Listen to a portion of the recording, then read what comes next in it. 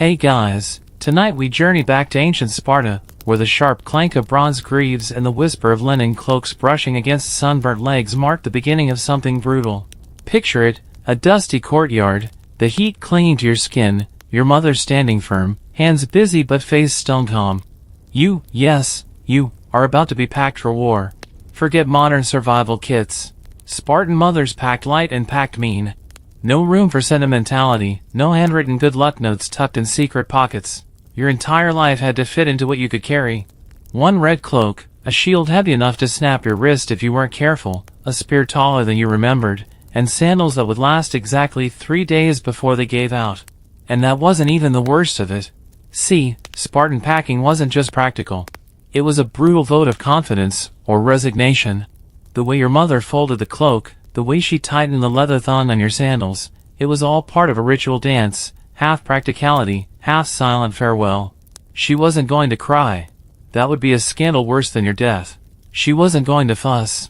She wasn't going to adjust the straps a second time. She was going to get you ready to leave and maybe, probably, never come back. So, before you get comfortable, take a moment to like the video and subscribe, but only if you genuinely enjoy what I do here. And hey, drop your location and local time in the comments. I love seeing where and when you're listening from. Now, dim the lights, maybe turn on a fan for that soft background hum, and let's ease into tonight's journey together. You tug at the coarse linen cloak, stiff from fresh dye, that sharp red that marked a Spartan from everyone else. Historians still argue whether the dye was meant to hide bloodstains or simply intimidate enemies with a bold, unyielding color. Either way, you're not getting a second one, so don't even think about spilling wine on it. Your mother, without a word, tosses the folded cloak into your arms, heavy with the unspoken expectation that you'd better die with it wrapped around you or not bother showing your face at home. She moves next to the shield, round, battered, but clean, and with a grunt, she shoves it toward you. No inspection, no caresses over its polished bronze surface. She trusts it'll do its job better than she trusts you. Probably smart. It's not just the big items she's worried about. As you glance down at the assortment spread out on the stone floor, you catch sight of the little things, a worn comb, because even on campaign, Spartans prided themselves on grooming before battle, and a small bag of olives, shriveled but still oily and potent. Everything you needed for war was laid bare, no more and definitely no less. And you notice, with a slight sinking feeling, what's not there. No charms, no lucky rabbit's foot, no soft talismans sewn into seams. Spartan mothers believed in preparing sons for war, not coddling them with superstition. Except, rumor had it some slipped in a secret token now and then, tucked into a sandal strap or hidden beneath the rim of a shield. But of course, you wouldn't know that unless you checked, which you wouldn't dare. Your mother straightens up, dusts her hands, and fixes you with a look as sharp as a spearhead. No tears. No trembling chin. You almost wish she would show something, fear, pride, sadness. But that's not how this works. Spartan women were expected to be as tough as the men they raised. Maybe tougher. Because they had to live with the choices and the losses. Historians still debate just how involved Spartan mothers were in training their sons to this stoic extremity.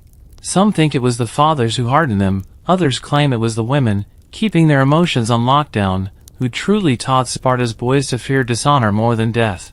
You adjust the cloak, slide the shield onto your arm, and glance at her one last time. If you were hoping for a hug, forget it. She only tilts her chin up slightly, an acknowledgement, or a dismissal. You're not sure. You never will be. But as you turn to leave, her voice cuts the air, flat and final. With it or on it. The infamous Spartan farewell.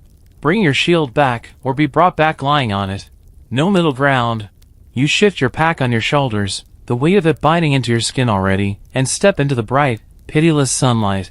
As the stones scrape beneath your sandals, you wonder if she packed hope in there somewhere, buried under the olives and the comb. But knowing your mother, probably not. The cloak scratches against your skin as you march, the midday sun pricking every exposed patch of flesh. Red, crimson like spilled wine, vivid enough to startle even seasoned foes. It's more than a uniform, it's a statement. Historians still argue whether it was really to conceal blood or simply to make Spartans appear more terrifying, more inhuman. Either way, you feel the weight of it now, heavy with all the expectations your mother wove into its threads without so much as a stitch. Inside that cloak, tucked carefully at your waist, is a comb, just a simple piece of polished bone. Spartan soldiers didn't carry mirrors. What were you going to admire, anyway? Your broken nose? Your scars? But a comb, that was different. Before every battle, you were expected to groom yourself carefully, smooth your hair, straighten your beard if you had one. It wasn't vanity. It was ritual. Spartans believed a man should look his best before the gods, even if it was the last time he stood upright. And in a small cloth pouch hidden beneath the folds of the cloak, a little bit of home. A few olives, dried to a leathery toughness, and a tiny flask of olive oil. Spartan mothers knew you wouldn't have time or luxury for meals. Food on the march was less about nutrition and more about survival. Enough oil to rub into cracked skin, maybe slick back your hair, and olives for salt and a faint memory of your last meal under a real roof. There was no room for softness, but Spartan mothers weren't fools. They knew better than anyone that a soldier stripped of all comfort quickly turned wild, and not the good kind. So they slipped these tiny tokens in, practical and understated. A comb to maintain your pride. A few olives to remind you of the earth you left behind.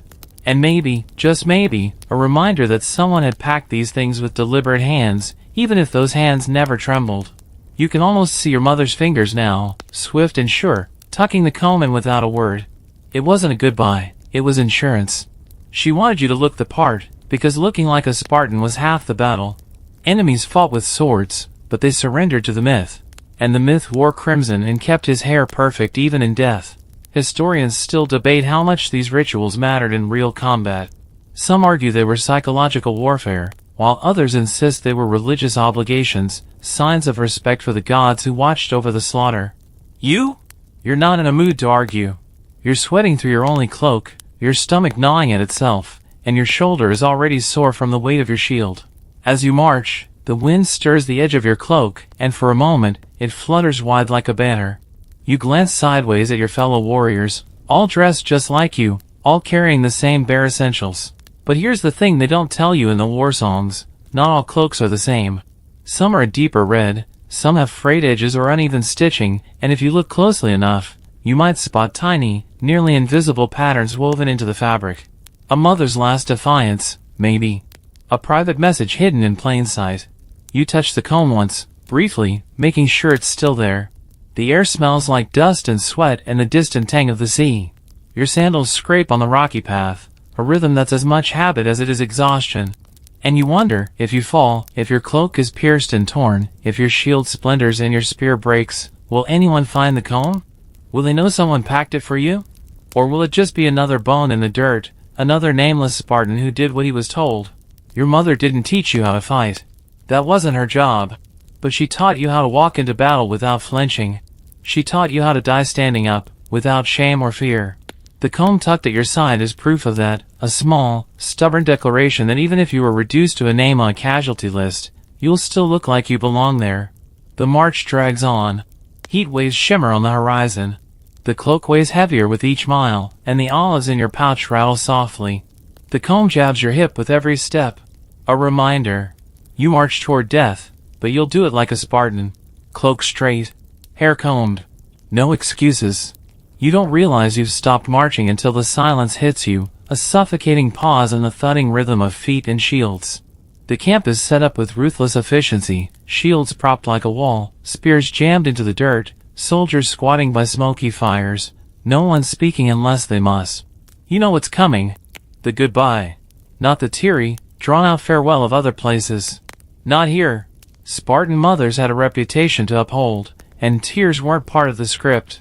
They believed mourning was for later, if ever. When you left, you left. When you returned, preferably upright.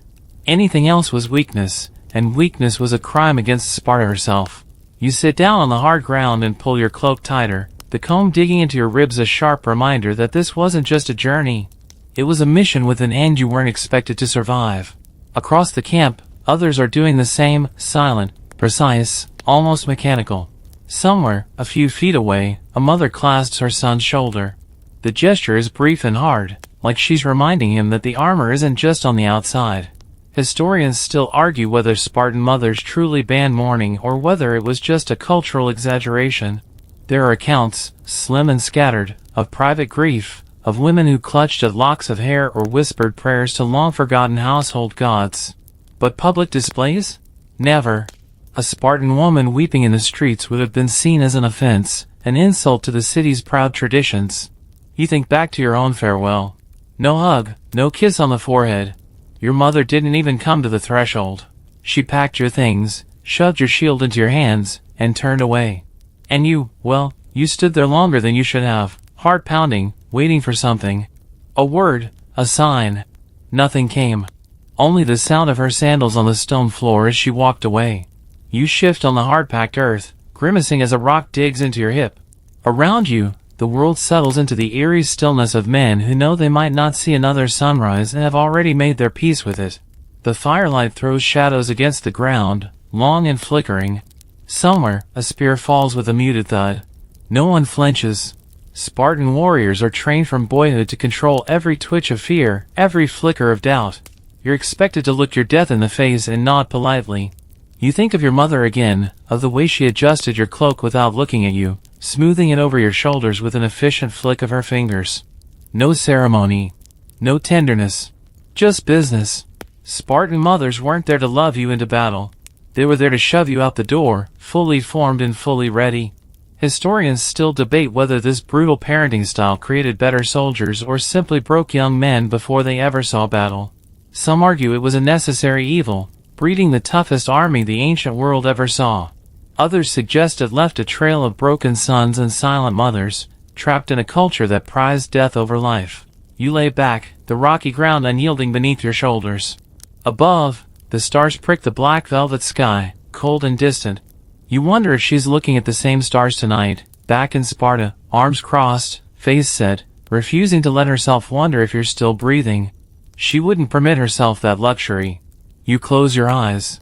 In the darkness behind your lids, you see her face, not smiling, not weeping, just there. Solid. Unmoving. The last thing you saw before you turned away. And somehow, that's comforting. No false promises. No lies about coming home safe. Just the stark, unflinching truth. You may die, and that's fine. What matters is how you face it. A breath. Another. The comb jabs at your ribs. The olives in your pouch shift as you roll onto your side. You're not alone in this camp of silent warriors and their silent mothers. You're part of something bigger, something colder and harder than love. You'll carry that with you tomorrow, into the fray. And if you fall, if your shield cracks and your body bleeds out into the dirt, you'll do it the way she packed you to, unflinching. Hair combed. Cloak tight. Shield raised. Because anything less would dishonor her. Morning comes with no fanfare, just a thin gray light bleeding across the camp. You sit up, bones aching from the ground's cruelty, and reach instinctively for your shield. It's still there, cool and smooth under your fingers. The cloak is stiff with dew, the comb digging a familiar bruise into your ribs. You get up because there's no alternative, not in Sparta, and definitely not here. Around you, the other soldiers rise in the same mechanical way. No yawns, no stretches. No one scratches or mutters complaints. Spartans don't show weakness. You stand, shake out your cloak, and tighten the leather straps of your sandals, ignoring the grit that's already worked its way between your toes. You know what's coming today. Everyone does. As you shoulder your shield, the words come back to you, your mother's parting gift. With it or on it. She didn't invent that line, it's been passed down, generation after generation, whispered like a prayer and hurled like a curse. Historians still argue whether Spartan women actually said those words or if it's just a legend blown out of proportion by awestruck foreigners. Either way, it doesn't matter. Myth or not, the phrase has teeth, and they're sunk deep into your mind. With it or on it. Return carrying your shield in victory, or return lying dead atop it. Those were the options. There wasn't a third. Spartans didn't throw their shields away to run faster like other soldiers. Your shield was your life, your honor, your lineage. Lose it, and you might as well stay dead, even if you somehow stumbled home. Your mother knew that. That's why she shoved it into your hands like a final verdict. And that's why you feel the shield's familiar weight now with a kind of grim comfort. Heavy, yes, but better heavy than shameful. The army begins to move. The spears sway above the lines, catching the weak sunlight. The red cloaks ripple in the breeze. There's a smell of dust and oil and old leather. The morning is quiet, not the peaceful kind of quiet. but the tense, buzzing silence before a storm breaks. You march in step with the others, each footfall sending a puff of dust into the air. The shield strap cuts into your shoulder, but you welcome the bite. Pain keeps you grounded. The battlefield unfolds in the distance, a wide plain rimmed with scrubby trees and jagged rocks. You see the enemy, scattered but solid, bristling with spears and shields of their own. They don't look much different from you, really. Dirt-smeared faces, hardened eyes, tense hands gripping weapons. But they don't have your mother's voice ringing in their ears. They don't have a culture that would rather bury a dishonored son than embrace him alive. You think about the shield again. About how she didn't decorate it, didn't carve her name or yours into the wood. Spartan shields were anonymous, just like Spartan soldiers. You weren't supposed to fight for yourself or even for your family. You fought for the phalanx, the shield wall, the mass of men in bronze and muscle that made Sparta terrifying. Lose your shield, and you didn't just betray yourself. You betrayed them all. You let a gap open up that could shatter the entire line. Historians still debate whether the Spartans were the best soldiers of their time or simply the most rigid, the most indoctrinated. You don't care about those debates right now. You're too busy adjusting your grip on the spear, feeling the rough wood beneath your palm, counting your breaths like beads on a string. Ahead, the enemy shifts. Someone shouts. The line stiffens. You pull your cloak tight around your shoulders, the red fabric hot even in the morning chill. You run a hand over your hair, feeling the smooth, combed strands beneath your fingers. Ritual complete. And then the order comes. A barked command. You surge forward, shield up, spear poised. The world narrows to the thud of feet, the slap of cloaks, the rattle of armor. You crash into the enemy line like a wave, all momentum and muscle. The shield takes the first blow, jarring, but expected. You grunt, drive forward, spear jabbing. Another strike glances off the bronze rim. You brace, push, heave with the others. A wall of shields, a wall of wills. Somewhere in the chaos, a soldier falls, his shield slipping from his grasp. You don't know if he's Spartan or not. You don't have time to look. But you know what your mother would say if it were you lying there, shieldless. You can almost hear her now, over the din and clash. With it or on it, the battle rages. Spears snap. Shields crack. The red of your cloak darkens, dirt and sweat and maybe blood staining it further. You fight because you have to. Because you were packed for this. Because she didn't cry when you left. And you know that if you don't come home, she won't cry then either. When the dust finally settles and the screams thin out into moans, you're still standing.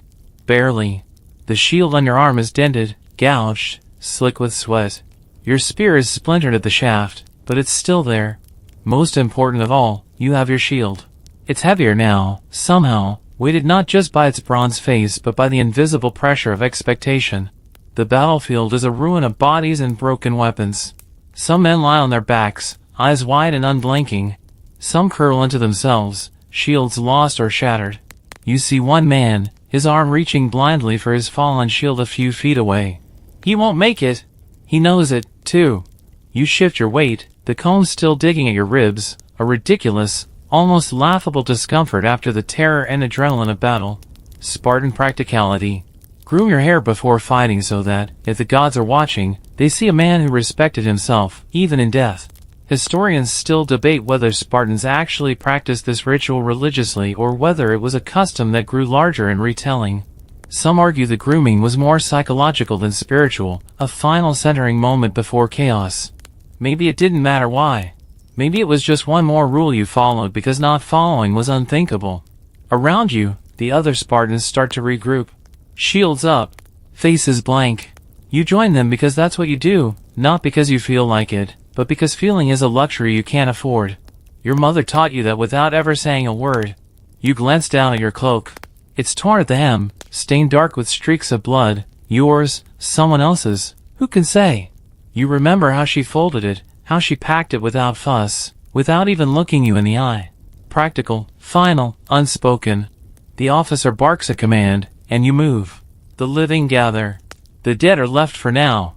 Spartan mothers wouldn't expect their sons to be pampered after a fight. No hot baths, no soft beds. You eat standing, if you eat at all. Some dried olives, if you're lucky, grit between your teeth. You sit down heavily on a patch of rocky ground. The sun's angle tells you it's late afternoon, but it could be midnight for all your body cares. Your muscles ache in places you didn't know existed. You shift and finally, pull out the comb. It's a small thing, worn smooth by handling, but it feels almost sacred in your hand.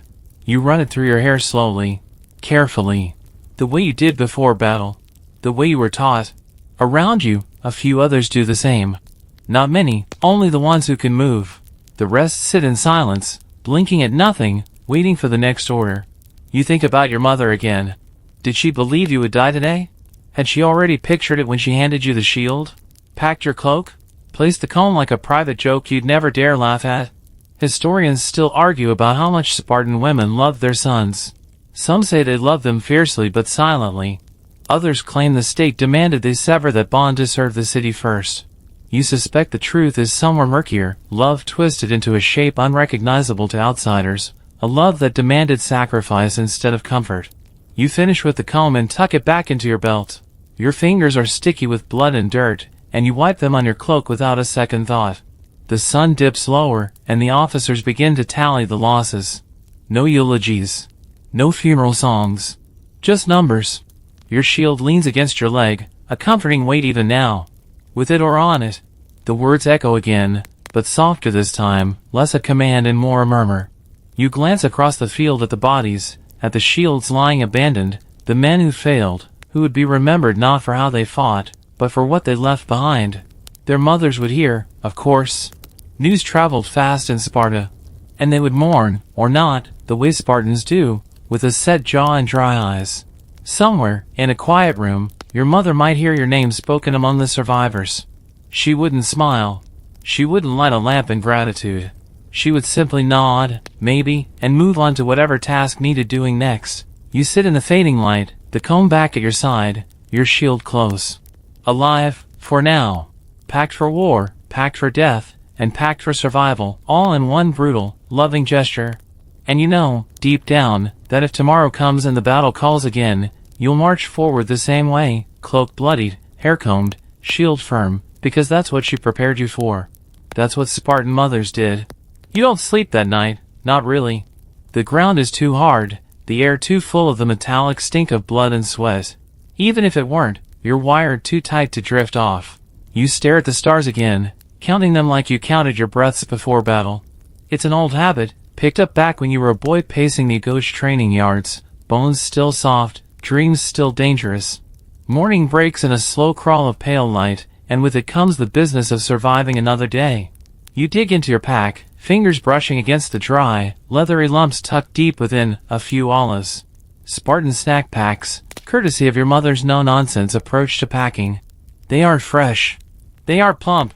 They're shriveled and tough and just salty enough to sting the cracks in your lips. But they're calories, and they don't spoil easily. You roll one between your fingers before popping it into your mouth, the taste sharp and familiar. Food wasn't meant to comfort you out here. It was meant to keep you standing. Historians still argue about what Spartans really ate on campaign.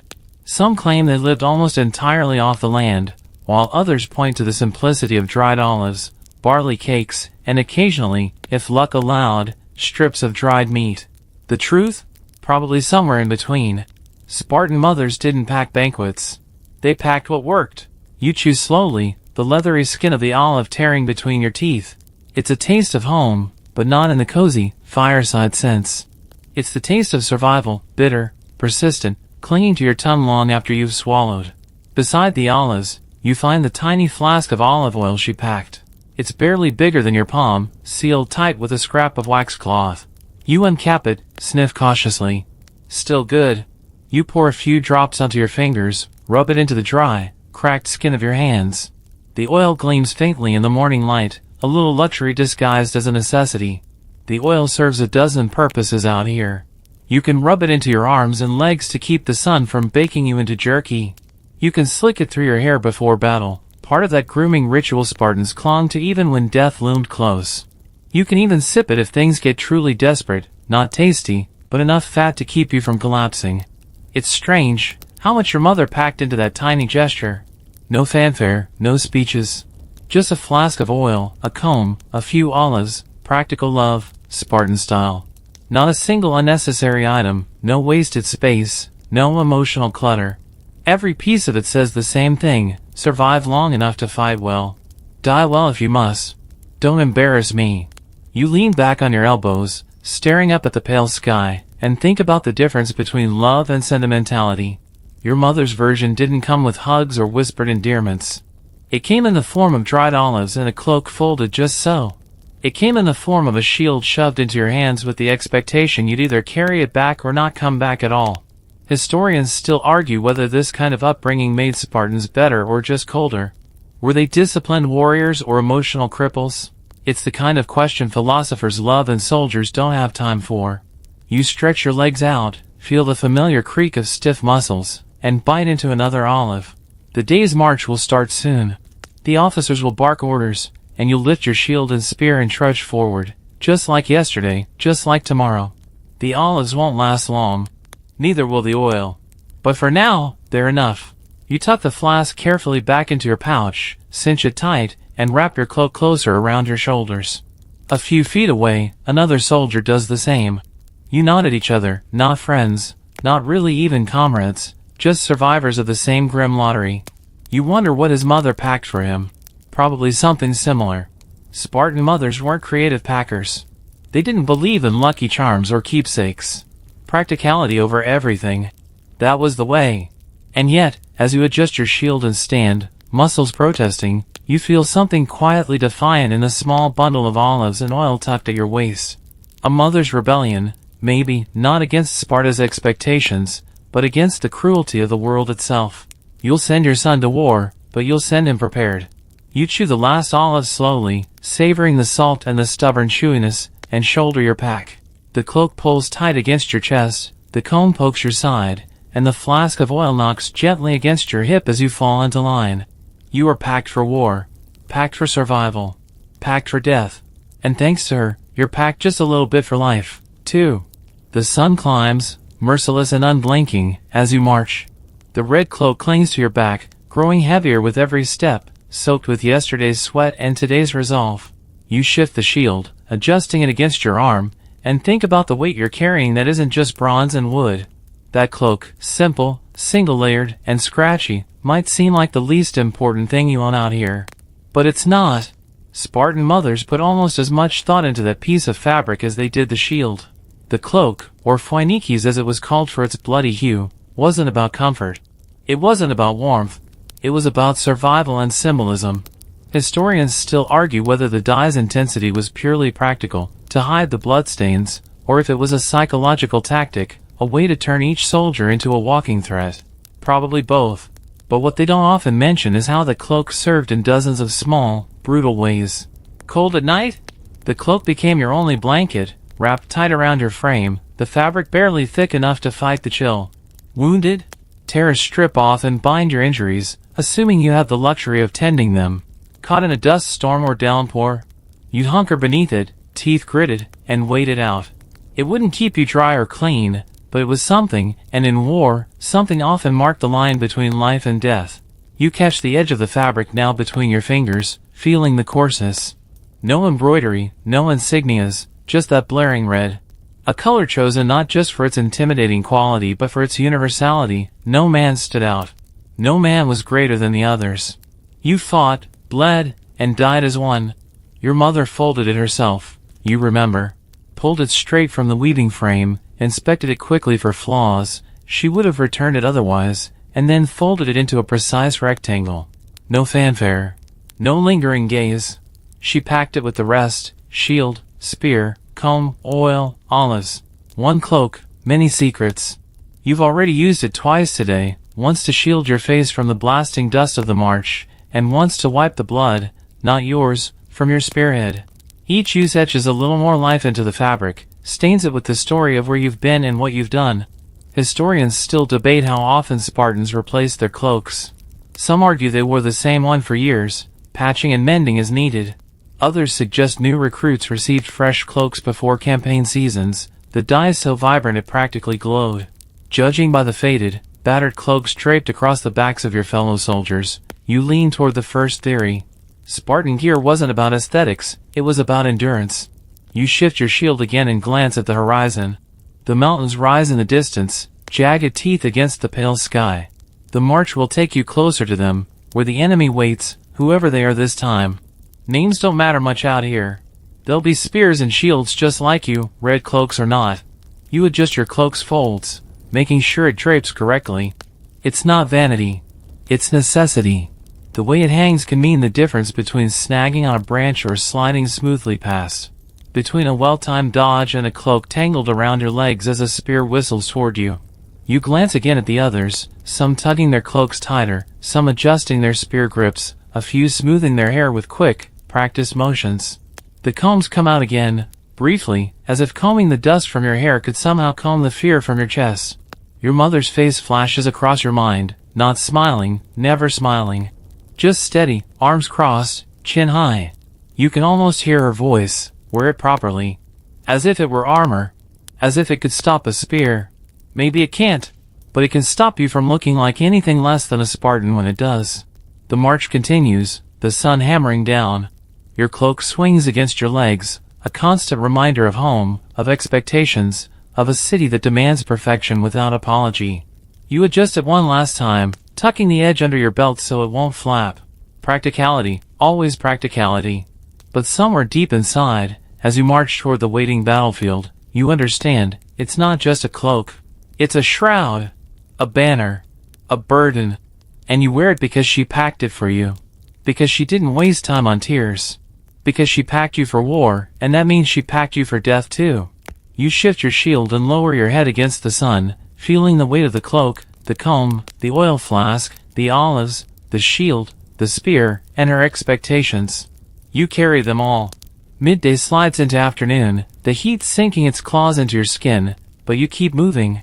You glance around. Every man here looks the same, red cloaks, battered shields, tight grips on spears, but beneath that sameness are tiny distinctions, little human flourishes that the city tried hard to stamp out. One of those flourishes is hair. It's impossible not to notice. Even caked with dust, even tangled by wind, the Spartans wear their hair long, oiled, and combed into order. The sunlight catches strands like threads of bronze and gold, though no one would dare comment on it aloud. Spartans cared about how they presented themselves before battle, and hair was no exception. Your own scalp itches under the sweat and dust, but you know better than to scratch. When the next rest stop comes, you'll sit down, yank out that bone comb your mother packed, and smooth every stubborn knot into line. It wasn't about vanity. At least, not entirely. Historians still debate whether Spartans valued their hair purely for religious reasons, signaling respect to Apollo, god of youth and beauty, or if it had deeper, more psychological roots. Some suggest it was armor of a different kind, an outward sign of inner discipline. The logic being, if you can control your appearance under the weight of impending death, you can control anything. You tap your side where the comb is tucked under your cloak, its edges pressing into your ribs. Even through the chaos of battle, the clang of shields, the scent of blood, that comb was part of you. Your mother's insistence on packing it wasn't some tender gesture. It was a command to keep yourself presentable, to die, if necessary, with dignity intact. In fact, you remember how she'd grab you by the chin back home, turn your head side to side, inspecting your hair like it was a sword blade she was checking for flaws. No tenderness, just brisk efficiency. If a lock was out of place, she'd fix it, sharp, quick pulls of the comb, no complaints tolerated. Even then, it was about preparing you for battle. Now, as you march on cracked feet along the dry path, you realize how much those small lessons mattered. A Spartan didn't just fight. He performed. He stepped onto the battlefield like an actor onto a stage, no costumes, no lines, just a body and its bearing. And your hair, oiled and combed, was part of the uniform. You'd comb it before battle, the ritual as automatic as donning your shield. A final act of defiance against death. A message to the enemy and the gods alike, I came here ready. Historians still bicker about whether Spartan warriors were as meticulously groomed as the legends claim. But you've seen it. You've lived it. Men fixing their cloaks, combing their hair, dusting dirt from their tunics with the flat of a spear before they lined up to die. And the oil, that tiny flask your mother slipped in alongside the comb? It wasn't just for cracked skin or parched lips. It slicked your hair into submission, kept it gleaming even when your body was smeared with mud and gore.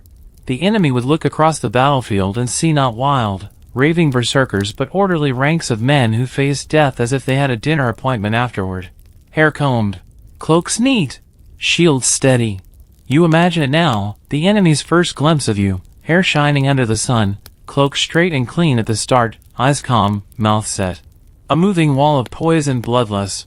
You think of her hands again, combing your hair in those early days before you learned to do it yourself. Hard fingers, patient strokes, the bone comb cutting through snarls without a hint of gentleness.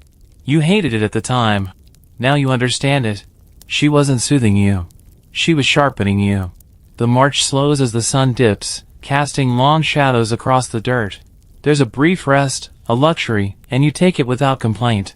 You drop to one knee, the shield still strapped to your arm, and pull out the comb. Other warriors do the same, a few glancing around as if daring anyone to mock them. No one does. This is Sparta. Appearance is strength. You work the comb through your hair, tugging at tangles, dragging out the dust and sweat. You pull the oil flask from your belt, dab a few drops into your palm, and run it through, the scent sharp, astringent.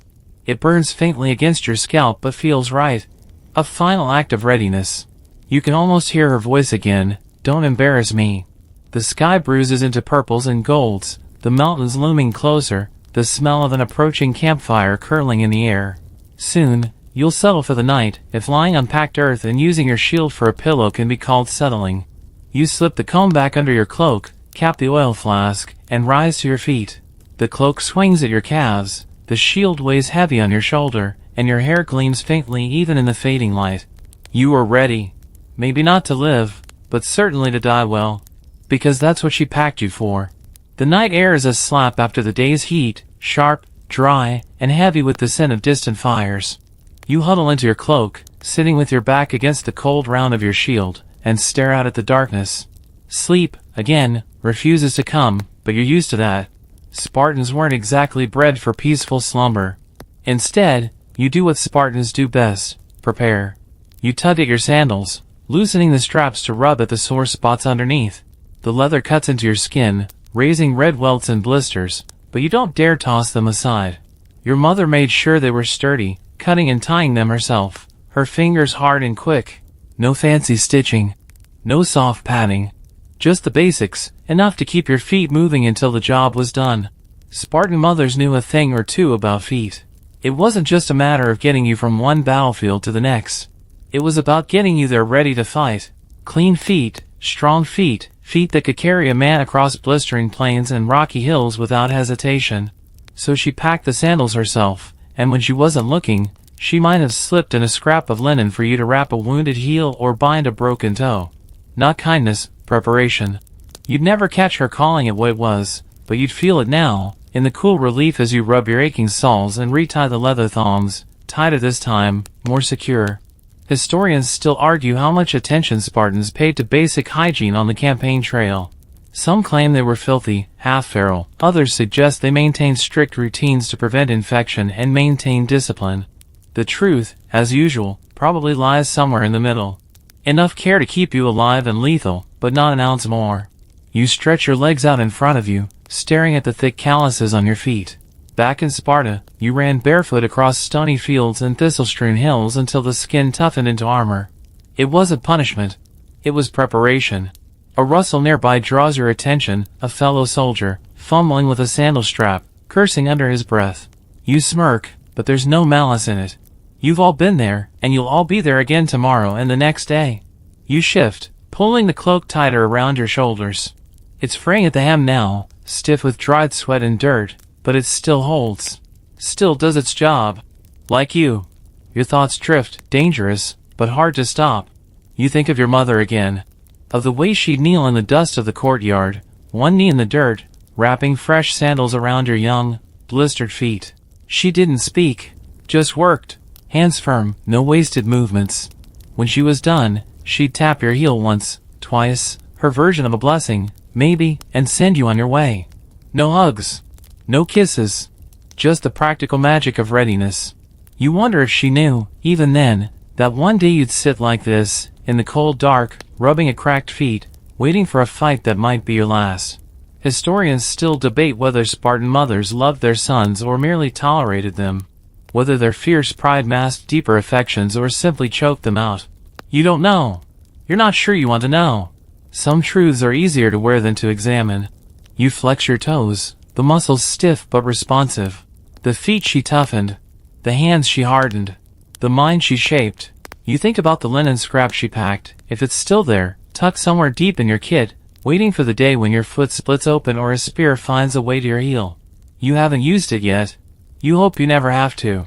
But it's there. Silent, patient, prepared. Like her. The firelight flickers, sending long, quivering shadows across the camp. You lean your head back against your shield and let your eyes drift half shut. Rest isn't sleep, but it'll have to do. You're ready for tomorrow. Ready to stand, to march, to fight, to fall if necessary. Ready because she packed you for this, down to the last battered sandal strap and calloused heel. The world narrows to the rough wool of your cloak against your neck, the cool kiss of night air on your skin, and the faint, almost imaginary pressure of her hands tightening the last strap across your foot. You wiggle your toes once more, tuck your sandals under the crook of your arm, and close your eyes. She packed you well. Morning slaps you awake before the sun even peeks over the horizon. No gentle nudges, no slow stretches, just the bark of an officer and the unmistakable thud of spear butts slamming against packed earth. You scramble upright, sandals already tied, cloak already draped, shield already strapped to your arm. The routine is baked into your bones. Today might be the day. You can feel it in the way the officers pace, their mouths tight, their eyes sharper than usual. Today might be the day you don't come back. You squat briefly to check your pack. Still light, still sparse. Comb, oil flask, a few olives, the linen scrap, all tucked into worn leather. The same thing she packed weeks ago, maybe months. Time blurs out here. You tug the flap closed and rise, slinging the pack over your shoulder. It hits your back with a familiar thud, a reminder. Today, you fight. Today, you might die. You glance down at your shield, worn now, nicked along the bronze rim. It's still whole, still yours. That matters more than you can say. You think again of your mother's parting words, or really, the words of every Spartan mother, echoed and immortalized. With it or on it, you grip the shield a little tighter. As you gather with the others, a ritual unfolds almost without thinking. Some soldiers adjust their cloaks. Some comb dust and sweat from their hair. Some retie sandal straps. Everyone preparing, not just physically but mentally, emotionally, spiritually. Readiness isn't just about weapons. It's about bearing. You check your cloak. Tighten your sandals. Run the comb quickly through your hair. Dab a little oil at your temples. All small, seemingly trivial acts. All acts that could make the difference between marching forward or crumbling inward. But tucked deep in your mind, gnawing quietly, is another preparation, not for victory, but for death. Spartan mothers didn't just pack you to survive. They packed you to die properly. To die with your dignity intact. They packed you to return whole or not at all. Historians still argue whether Spartan boys were taught from birth to see death as glory or inevitability. The truth? Probably both. Either way, your mother packed accordingly. No trinkets. No charms. Nothing soft or hopeful. Just necessities, meticulously chosen, meant to carry you to your end without faltering. You step into formation, shield tight against your shoulder, spear angled upward. The officer's voice rings out, sharp and clear. The line surges forward, a ripple of red and bronze. As you march, you feel the weight of what she packed for you, and what she didn't. No cowardice. No hesitation. No easy way out. Only the long, hard path forward, until either your shield or your body was carried home. The battlefield comes into view. A broad, rocky plain flanked by hills. The enemy stands arrayed across it, a mass of shields and spears and tents, waiting bodies. They look like you. They are not like you. You press forward, footsteps thudding in unison. You adjust your grip on the spear, the shaft worn smooth where your palm rubs it. The cloak billows against your calves, the comb and oil flask pressing familiar indentations against your side. The officer signals. The formation tightens. Shields overlap, a wall of bronze and muscle. The air smells like dust and fear and something sharper, something metallic, like the edge of a blade pressed against the throat of the day itself. You remember the lessons of the gauche. The drills. The endless hours spent marching and drilling and fighting until your limbs screamed. You remember the way your mother watched from a distance, never close, never doting, but there, always there, her arms crossed, her face set. You think of her now. Not smiling. Not crying. Just standing. Waiting. The battle cries rise. You slam your shield forward, bracing against the impact. The lines meet with a sound like the cracking of the world itself, metal shrieking, with splintering, voices howling. You shove, you strike, you brace. You lose track of time. There is only the push and pull, the brutal intimacy of battle, the knowledge that the man across from you is trying to end you and you are trying to do the same. Your shield holds. Your spear drives forward. The cloak tangles at your legs, the comb jabs your ribs, the oil flask knocks against your side. All tiny, grounding reminders that you are still here. When the dust clears, when the enemy line buckles and breaks and flees into the hills, you're still standing. Barely. The shield is dented, rim chipped. Your cloak hangs in tatters, torn and stained. Your legs ache. Your arms tremble. But you are alive. You glance down. The shield is still strapped to your arm. You adjust the strap, the leather slick with sweat. You think of your mother again. You wonder if she's waiting by the hearth, arms crossed, face set, listening for news that might never come. You hope she'll hear the right news. That you returned with it. Or on it. But not without it. When the fighting dies down and the smoke clears, the field smells of blood and dust and broken things. You stand there, shifting your weight from foot to foot, listening to the groans of the wounded and the caws of the distant carrion birds already circling. Your shield is battered, your cloak hangs in strips, and somewhere along the way, the oil flask cracked, leaking its contents into the dirt. But your comb is still tucked at your side, intact, gritty with dust but whole. Somehow, that small fact feels heavier than a shield on your arm. You look down at yourself, at the blood on your hands, your arms, staining the red of your cloak even darker. If there's a saving grace in the cloak's color, it's that it makes it harder to tell where you end and your wounds begin. Historians still argue whether that was intentional, or just a coincidence that Spartans embraced because it fit the narrative so well. A gruff order snaps you from your reverie. Time to clean up. You limp back toward camp, the march slower now, scattered, weary. At the edge of the field, near the makeshift perimeter, a curious sight stops you.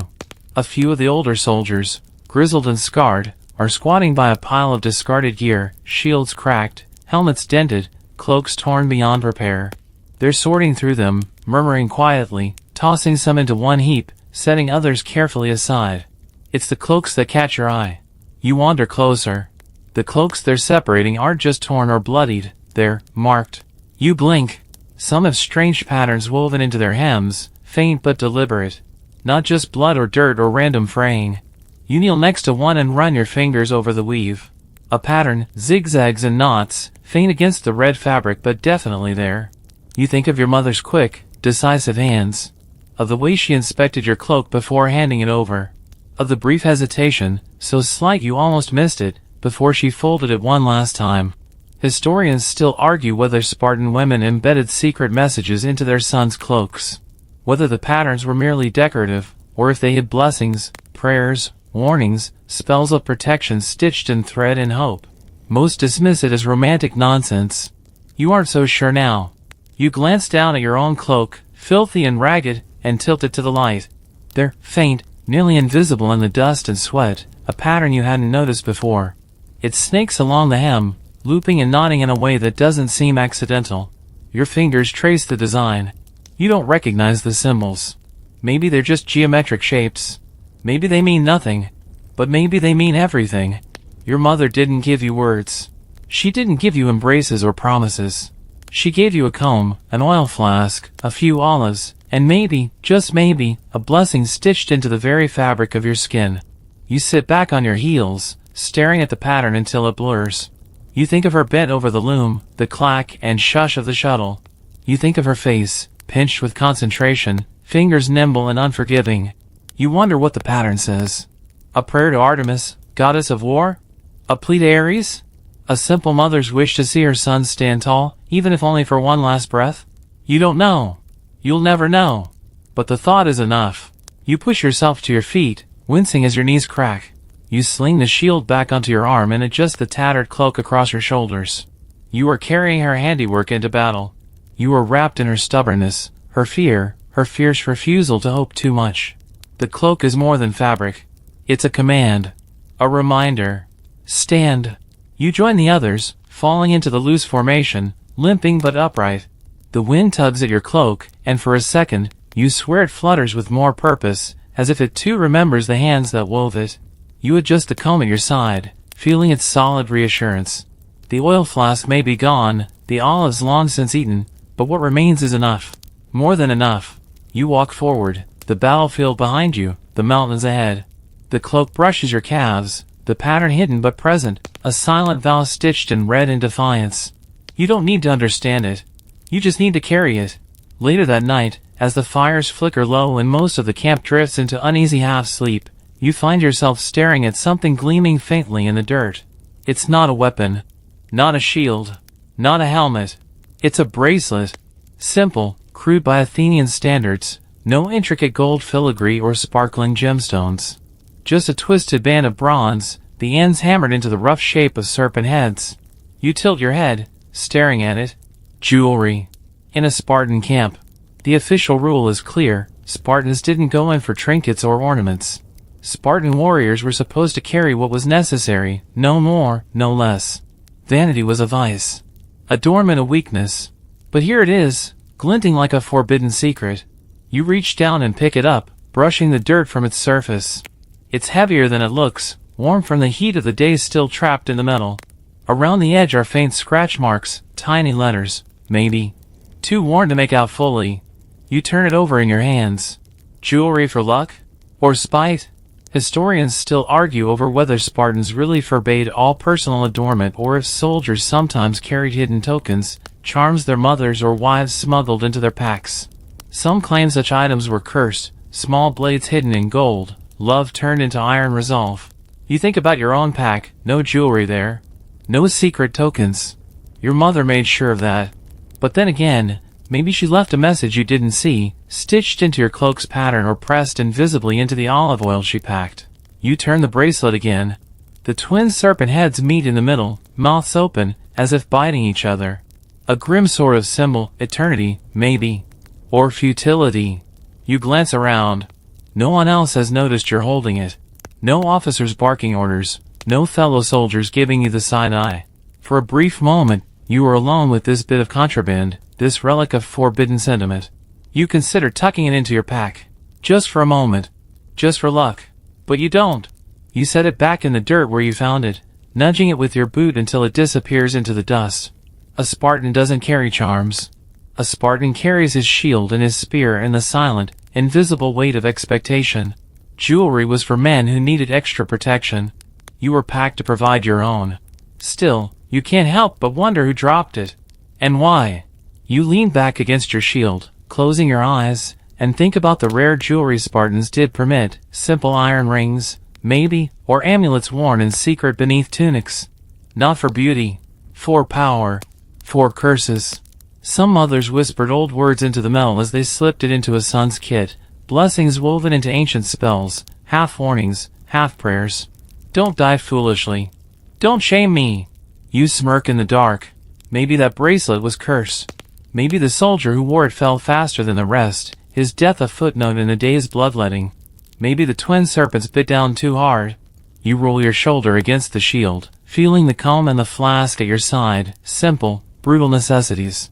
No pretty tokens. No cursed jewelry. You think again of your mother. She never needed jewelry to bind you to her. She packed you with her hands, her silence, her ruthless pragmatism. That was enough. Historians still debate whether Spartan women saw their sons as warriors first and sons second, or whether that was just the propaganda speaking. You suspect the truth is messy, eh? Love, in Sparta, wasn't soft or sweet. It was iron and oil and rough wool cloaks. It was olives and shields and the simple act of sending you away with the words. With it or on it. You flex your fingers, gritty with dirt, and settle deeper into the ground. The stars spin overhead, slow and indifferent. Somewhere out in the darkness, the bracelet gleams again, a small rebellion against the hard rules of your life. You leave it there. Because your mother packed you better. The camp is restless before dawn. No orders yet, no marching, just that particular Spartan tension, everyone awake, no one speaking. You sit, back against your shield, cloak drawn tight, eyes half closed but mind sharp.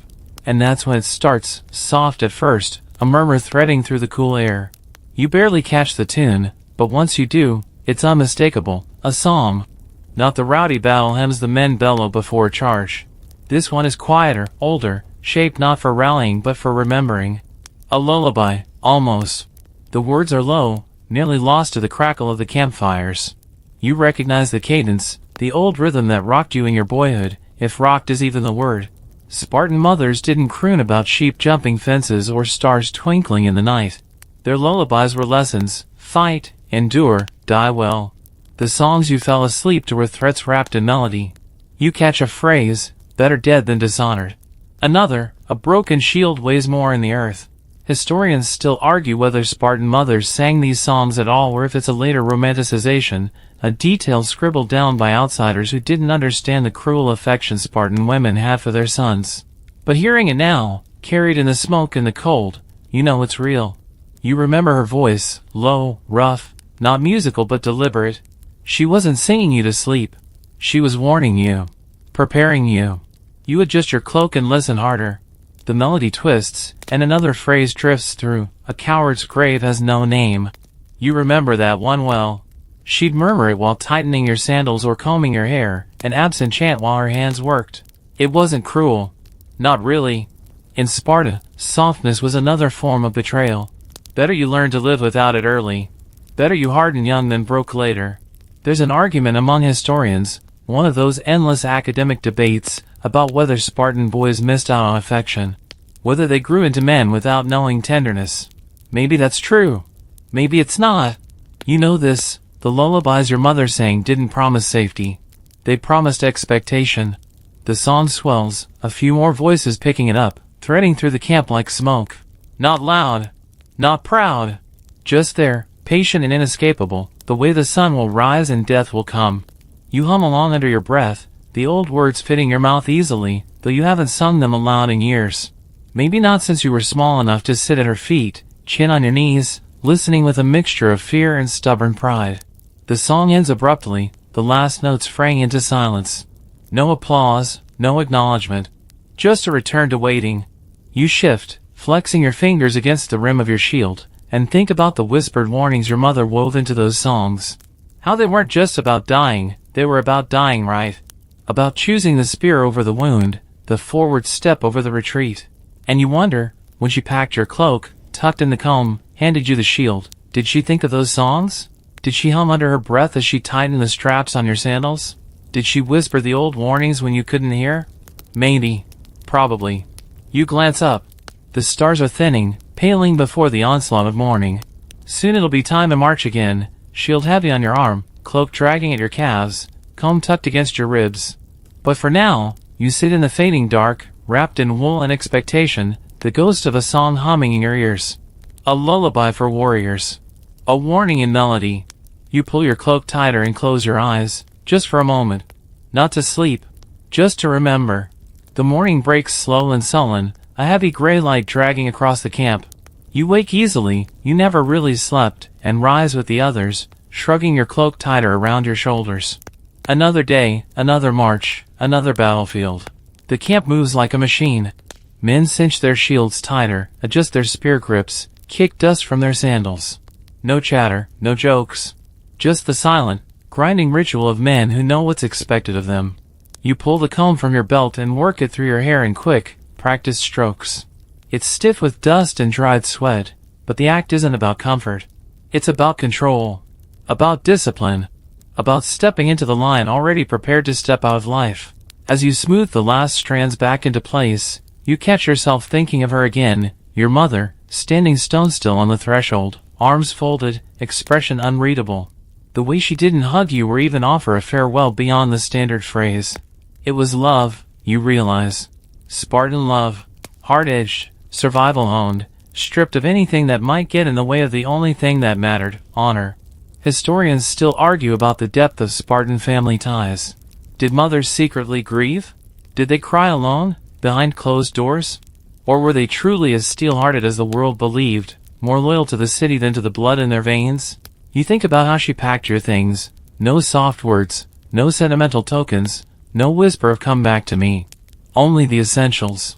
Only the tools to make you endure or die properly. No personal feelings. not where duty was concerned. Bloodline over body. You shift your shield onto your back and fall into formation. The officers walk the line, checking, adjusting, occasionally barking a sharp word. But they don't need to remind you what's at stake. Your mother already did that long before you ever picked up a spear. She taught it to you in the way she folded your cloak, the way she tied your sandals, the way she shoved the shield into your hands and turned away without flinching. It was a lesson drilled in so deep you barely noticed it at the time. A lesson not in words but in absence. In what she didn't say. In the space between you, charged and bristling. You march as the line moves, the thud of sandals against the dry earth filling the morning. The hills in the distance grow larger with every step. Somewhere beyond them, another enemy waits. Another army. Another chance to live up to her expectations, or not return at all. You shift your grip on the spear, feeling the worn wood familiar and solid under your palm. The comb presses against your side, a small, hard weight. You let it stay there, a reminder. You think again about the songs she sang, not lullabies, but warnings. About the cloak she packed, not soft comfort, but shielded resolve. About the way she looked at you, not as a boy, not as her little one, but as a future soldier, a future shield bearer for the city. You remember the stories whispered during training, half in fear and half in awe, mothers who disowned sons who returned alive without their shields, who cursed them instead of mourning them. Mothers who spat on cowards' graves and turned their backs on dishonor even if it carried their own blood. It was not cruelty. It was conviction. You march, the sun climbing higher, heat building on your shoulders, and you realize you're carrying more than your gear. You're carrying her hopes, her demands, her faith in a system that prized the city over the self. Historians still debate whether this was strength or tragedy. You're not sure it matters. Because out here, it's survival. It's certainty. It's the knowledge that if you fall, you will fall properly. That if you die, it will be the right kind of death. You march, the hills rising ahead, the formation tightening. You march, feeling the weight of the shield, the brush of the cloak, the pressure of the comb, the invisible hand of your mother pushing you forward. You march because anything else would shame her. And that is unthinkable. When a Spartan son fell in battle, there were no funeral pyres built in his honor, no weeping processions, no wailing mothers tearing at their hair. That was for other cities, for Athens, for Corinth. Not for Sparta. Here, grief was a private thing, weaponized and buried deep. You shift in the line as the march grinds on, dust curling up around your ankles. You can't help thinking of it, of what happens if you die today. What she'll do. Or rather, what she won't do. There will be no black veils, no moaning in the streets. Your mother would not cry. She would not rip her garments or throw ashes over her head. She would stand, still and straight, as the messenger delivered the news. If you died well, with your shield, face to the enemy, she would nod once. Maybe. A stiff little jerk of her chin. Not approval, exactly, but acceptance. If you did not, well, best not to think about that. Historians still argue whether the stories of Spartan mothers disowning their sons for cowardice are exaggerations. Some say they are, neat tales polished for foreign ears. Others believe them wholeheartedly, pointing to accounts where mothers refused to let disgraced sons return home, even going so far as to kill them themselves in rare, brutal cases. You don't know the truth, but you know your mother. She packed you carefully, methodically. She folded the cloak just so. She tucked the comb in tight. She inspected the shield. She tied the sandal straps hard enough to leave faint bruises. Every motion said the same thing: come back properly, or don't come back at all. You march on, your shoulders burning under the sun, thinking about what it means to be mourned, or not. Somewhere in the back of your mind, you see her. Standing in the doorway. Arms folded. Chin up. You wonder if she's already imagined hearing the knock on the door. Already pictured the messenger, face blank, delivering your name in the list of the dead. If she's already practiced not flinching, not trembling, not letting even a flicker of feeling show. And if you die dishonorably, you imagine her turning away, slowly, deliberately. Imagine her stepping back into the house without a word, shutting the door behind her with the finality of a tomb being sealed. No mourning for cowards. You shift your grip on the spear and glance down at the comb tucked at your side. The shield rubs against your arm, familiar and solid. You will not return without it. You think again about the funeral rites Spartans did allow. No elaborate monuments, no lavish tombs. Just a simple marker, if you earned it. Only mothers of sons who died in battle could wear mourning clothes, black cloaks, simple and severe. If you die well, she will have that right. A small, cold privilege. If not, she will wear no black. She will walk the streets in red or white, her face as blank as the stone walls of the city.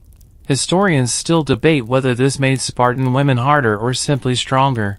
You think about your mother's face, set, stern, unmoving, and you know the answer.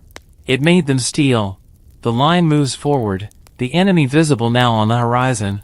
Spears glint in the sunlight, shields flash. You can hear the faint rumble of war drums carried on the wind. You adjust your cloak, your sandals scraping against the rocky soil. You feel the comb press against your ribs, the last olive pit rattling somewhere in your pack, the shield heavy on your arm. You are packed for this. Packed to survive. Packed to die well. Packed to spare her the shame of mourning a coward. You square your shoulders and march on, the mountains shrinking behind you, the battlefield swelling before you. You will not disgrace her. Not today. Not ever. You smell the battlefield before you see it, iron and sweat and something else, something older and sour, the smell of fear baked into the dirt. The officers bark sharp commands, and you tighten the strap on your shield, feeling the familiar pinch against your forearm. Your cloak swings around your legs as you step into formation, spear ready. But before the clash comes, before the world shrinks to muscle and bronze and dust, your mind flickers, briefly, traitorously, to home. To another kind of preparation. You think of her hands, not tying sandals this time, but arranging your wedding dowry.